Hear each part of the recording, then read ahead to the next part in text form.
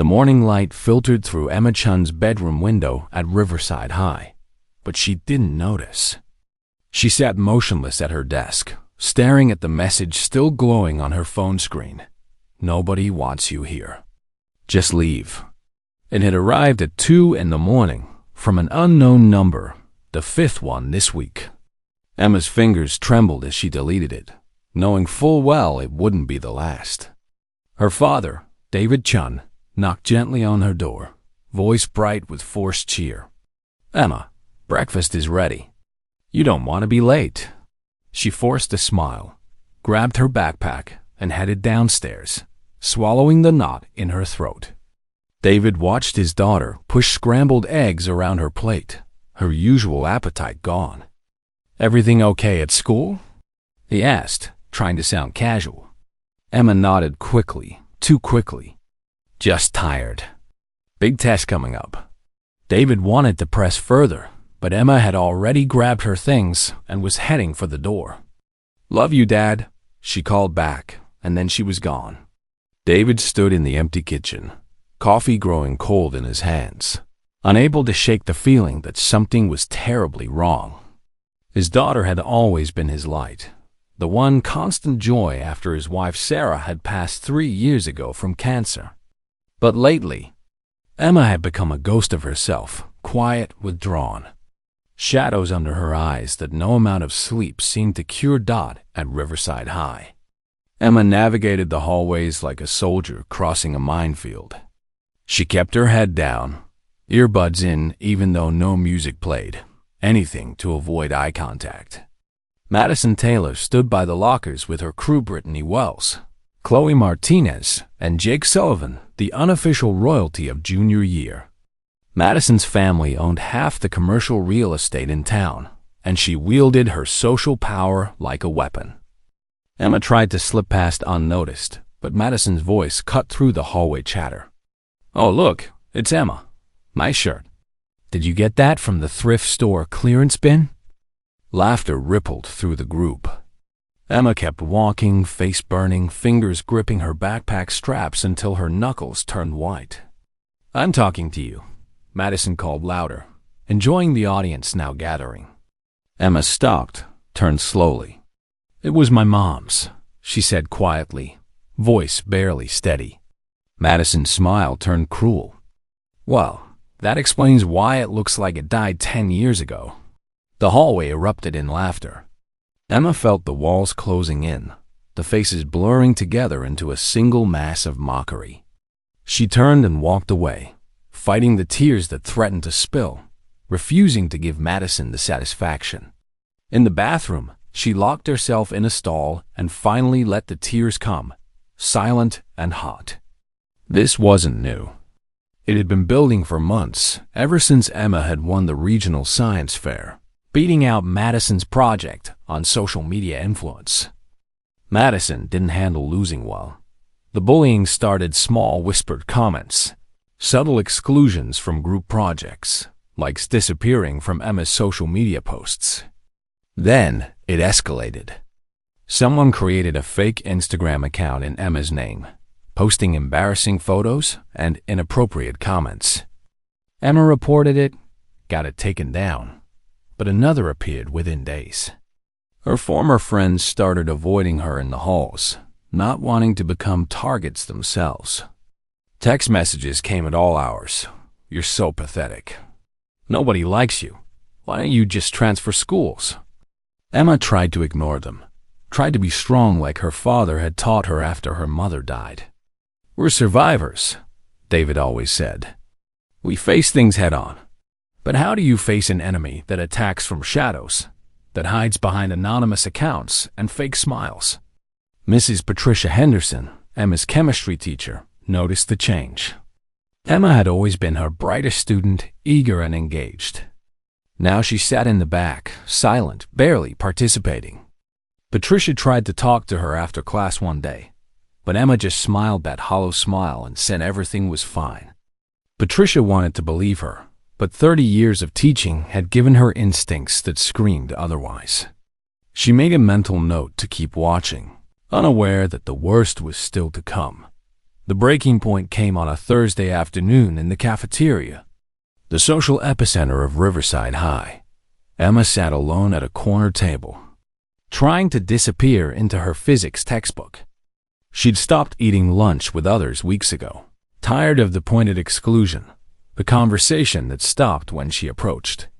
Madison and her group occupied their usual table in the center, holding court. Jake Sullivan, the basketball team captain and Madison's on-again, off-again boyfriend, was telling some story that had everyone laughing. Then Madison stood up, phone in hand, and walked deliberately toward Emma's table. Emma felt her approach before she looked up, that sixth sense that develops when you're constantly on guard. "Hey, Emma," Madison said sweetly, voice dripping with false concern.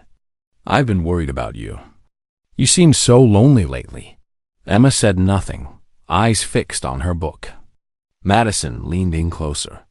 "I mean, I get it. It must be hard, without your mom. No wonder you're so desperate for attention." The words hit like a physical blow. Emma's vision blurred, her mother's face flashing in her mind, the hospital room, the final goodbye, the funeral where Emma couldn't cry because she was too numb. Madison continued, emboldened by Emma's silence. "Is that why you cheated on the science fair? Because you needed something to make yourself feel special?" Emma's head snapped up. "I didn't cheat." "Sure you didn't," Madison laughed. "Everyone knows your project was way too advanced for someone like you." The cafeteria had gone quiet, all eyes on them. Emma stood up slowly, hands shaking. "Take it back." Madison's smile widened. "Oh, what? You'll go cry to Daddy?" "Oh, wait. He's probably too busy working to even notice you're falling apart." Something in Emma shattered then, but not the way Madison expected. Instead of tears or shouting, a cold clarity settled over her. She looked Madison directly in the eyes and said, voice steady and clear, "You're the one who's desperate, Madison. That's why you need everyone to watch you, to validate you, to laugh at your jokes. Because without an audience, you're nothing. And you know it." The cafeteria held its breath. Madison's face flushed red, her perfect composure cracking. "You little." Before she could finish, Emma picked up her tray and walked away, head high, leaving Madison standing alone in the sudden silence. The cafeteria erupted in whispers. Emma made it to the bathroom before her legs gave out. She sat on the cold tile floor, back against the wall, whole body shaking. She'd stood up for herself, but she knew it would only make things worse. And she was right. By the end of the day, new posts had appeared on social media. "Emma Chun is a psycho. Watch out. Emma might snap and hurt someone." Screenshots of the fake Instagram account circulated again. Doctored messages making Emma look unstable, mean, racist. Her phone buzzed constantly with notifications, each one a new dagger. That evening, Emma sat in her room, staring at her phone, watching her entire social reputation crumble in real time. She thought about telling her father, but what would she say? How could she explain this modern form of torture, this death by 1,000 digital cuts? David would want to fix it, to march into the school and demand justice. But Emma knew that would only make her look weak, would only give Madison more ammunition. So she stayed silent, as she had for months, carrying the weight alone. But Emma Chun was not a quitter. Her mother had fought cancer with grace and determination until her very last breath. Sarah Chun had taught her daughter that dignity wasn't about never falling down. It was about how you got back up. That night, instead of drowning in despair, Emma opened her laptop and started documenting everything. She took screenshots of every hateful message, every fake post, every comment that crossed the line from teenage meanness into harassment and defamation. She noted dates, times, usernames. She recorded the pattern, the escalation, the systematic campaign to destroy her reputation. Her mother had been a lawyer before she got sick, and Emma had inherited her methodical mind. If Madison wanted war, Emma would fight it with facts.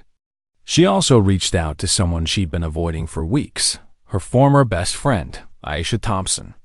They'd grown apart after Madison's campaign began, Aisha quietly distancing herself to avoid becoming a target. Emma understood, didn't blame her, but she needed someone who knew the truth about who she really was. "I need your help," Emma texted. "Not to fight back, just to remember who I am." Aisha's response came after 10 agonizing minutes. "I never forgot. I'm sorry, I wasn't braver. Tell me what you need." That simple message cracked open something in Emma's chest. She wasn't completely alone. She had forgotten that in the darkness of the past months, forgotten that there were still people who saw her, really saw her, beyond the lies and rumors. The next morning, Emma walked into school with her evidence folder backed up in 3 places and a plan forming in her mind. Emma's first stop was the guidance counselor's office. Mr. Robert Martinez had always seemed kind, if a bit overwhelmed by the sheer volume of teenage drama that crossed his desk. Emma sat across from him and calmly laid out her documentation. The timeline of harassment, the fake accounts, the defamatory posts, the anonymous messages. Robert's expression shifted from polite concern to genuine alarm as he scrolled through the evidence. "Emma, this is serious. This goes beyond typical conflict. This is cyberbullying, possibly defamation. Have you told your father?" Emma shook her head. "I wanted to handle it through the proper channels first. I'm not looking for revenge, Mr. Martinez. I just want it to stop, and I want my reputation back." Robert nodded slowly. "I'll need to bring this to Principal Stevens and possibly the school resource officer. Some of these messages might even be criminal." "I understand," Emma said quietly. "I just needed someone to know the truth. I needed someone to see what's really happening." Over the next few days, the school administration launched a quiet investigation. Madison was called to the principal's office, along with Brittany, Chloe, and Jake. At first, Madison denied everything, her parents threatening to sue the school for targeting their daughter. But Emma's documentation was meticulous, and the school's IT department was able to trace some of the anonymous accounts back to IP addresses connected to Madison and her friends. The confrontation came in Principal Stevens' office, with both sets of parents present.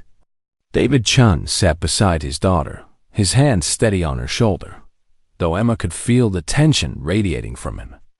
He'd been stunned when the school called him in, shocked that Emma had been suffering for months without telling him, hurt that she'd felt she couldn't. Principal Stevens, a stern woman in her 50s with iron gray hair and no-nonsense demeanor, laid out the evidence methodically. "What we have here is a sustained campaign of harassment that has caused significant emotional distress to a student. The creation of fake social media accounts, the spreading of false information, the coordinated exclusion and public humiliation, these are not pranks. These are serious violations of our code of conduct and potentially illegal actions." Madison's mother, Catherine Taylor, immaculate in a designer suit, leaned forward. "My daughter is being scapegoated here. Teenagers have conflicts. This is normal social development." "Mrs. Taylor," Principal Stevens said coldly, "there is nothing normal about what happened here. Your daughter led a systematic effort to destroy another student's reputation and mental health. The evidence was undeniable. Screenshots showed conversations between Madison and her friends planning specific attacks, coordinating their stories, even laughing about Emma's reactions." David Chun finally spoke, his voice quiet but carrying an edge that made everyone in the room go still. "My daughter lost her mother 3 years ago. She's been processing that grief while maintaining straight A's and contributing to the school community. And you all," he looked at Madison and her friends, "you used that pain as a weapon against her. You mocked her mother's memory. You tried to break her spirit." His voice cracked slightly. "What I don't understand is why. What did Emma ever do to deserve this? The room fell silent. Madison stared at her hands, her armor of confidence finally cracking. When she finally spoke, her voice was small. She beat me at the science fair. Everyone said her project was amazing, that she was so smart, so special. And I wanted to take that away from her. I wanted her to feel small like I felt. So you made her feel worthless instead, David said quietly. You made her question everything about herself. You made my daughter, who survived losing her mother with more grace than most adults could manage, feel like she didn't deserve to exist in the same space as you. The consequences came swiftly. Madison, Brittany, Chloe, and Jake were suspended for 2 weeks. They were required to complete a program on cyberbullying and digital citizenship. Madison's parents were forced to acknowledge their daughter's actions, though Catherine Taylor's tight-lipped fury suggested she blamed everyone but Madison. The fake social media accounts were permanently removed, and the school sent a message to all parents about the incident without naming names, warning about the serious consequences of cyberbullying. But the real turning point came later, when Madison was required to meet with Emma face-to-face, with a mediator present. Emma had the option to decline, but she accepted. She wanted to look Madison in the eye one more time. They sat in Mr. Martinez's office, the mediator a trained counselor from the district office. Madison looked smaller somehow, her usual confidence stripped away. "I'm sorry," she said, the words clearly difficult. "What I did was wrong. I know that now." Emma studied her for a long moment. "You're sorry you got caught. That's different from being sorry you hurt me." Madison flinched. "No, I didn't understand how much it was affecting you. I didn't think. You didn't think I was a real person," Emma said quietly. "You didn't think my feelings mattered because I wasn't part of your world. You saw me as a thing to be destroyed, not a human being who was already dealing with losing the most important person in her life." Tears finally spilled down Madison's cheeks. "I was jealous. I know that's not an excuse. My whole life, everything's been handed to me. My parents, my looks, my status. But when you won that science fair, when everyone talked about how brilliant you were, I realized I'd never actually earned anything. And instead of working harder, I tried to tear you down. That makes me a terrible person." Emma sat back, surprised by the raw honesty. "Yeah, it does. But at least now you know it." The mediator guided them through a longer conversation, one where Madison had to truly acknowledge the harm she'd caused. The nights Emma couldn't sleep, the way she'd stopped eating lunch, the panic attacks in bathroom stalls, the social isolation that made every school day feel like walking through fire. Emma didn't forgive her, not entirely, but she accepted the apology for what it was, a beginning, not an ending. When Emma walked out of that office, David was waiting in the hallway. He pulled her into a tight hug, and for the first time in months, Emma let herself truly lean on him. "Why didn't you tell me?" he whispered. "I thought I could handle it alone," Emma said. "I thought I had to be strong, like Mom was when she was sick. She never complained, never showed weakness." David pulled back, looking his daughter in the eyes. "Your mother wasn't strong because she hid her pain, Emma. She was strong because she let people help her carry it. She let me in, let her friends in. Strength isn't suffering in silence. It's having the courage to say, 'I'm hurting,' and letting people who love you help." Emma nodded, tears streaming down her face. "I'm sorry, Dad. I didn't want you to worry. You've been through so much already. You're my daughter," David said firmly. "Worrying about you, protecting you, being there for you, that's not a burden. That's my purpose. Promise me, if something like this ever happens again, you'll tell me immediately." "I promise," Emma whispered. They stood in that hallway for a long moment, father and daughter, healing together. Asha found them there and wrapped Emma in a hug of her own, "You're braver than I gave you credit for," Aisha said. "I should have stood with you sooner." "You're here now," Emma said simply. "That's what matters." The weeks that followed weren't easy. Changing a school's social dynamics is like turning an ocean liner. It happens slowly, with great effort. Some students still whispered when Emma walked by, still believed the remnants of Madison's smear campaign. But others began to see her differently. The quiet girl who'd endured months of torment and fought back with evidence and dignity, not cruelty, became something of an unlikely hero to those who'd suffered in silence themselves. Emma started a club with a Shaz Help Safe space, a peer support group for students dealing with bullying in any form. Mr. Martinez became their faculty sponsor. And to everyone's surprise, even some of Madison's former circle joined. Kids who'd gone along with the cruelty because they were afraid of becoming targets themselves. Mrs. Henderson, the chemistry teacher who'd noticed Emma's decline, approached her one afternoon. "I'm ashamed I didn't do more when I saw you struggling. I told myself it was normal teenage drama, that you'd tell me if it was serious. I should have pushed harder." Emma smiled softly. "You did notice, though. That mattered more than you know. Just knowing someone saw me, even if they didn't know how to help, it made me feel less invisible." Patricia Henderson blinked back tears. "You're going to do remarkable things, Emma Chun. The world needs more people like you." Emma threw herself into her studies with renewed focus. Not to prove anything to Madison or anyone else, but because she genuinely loved learning.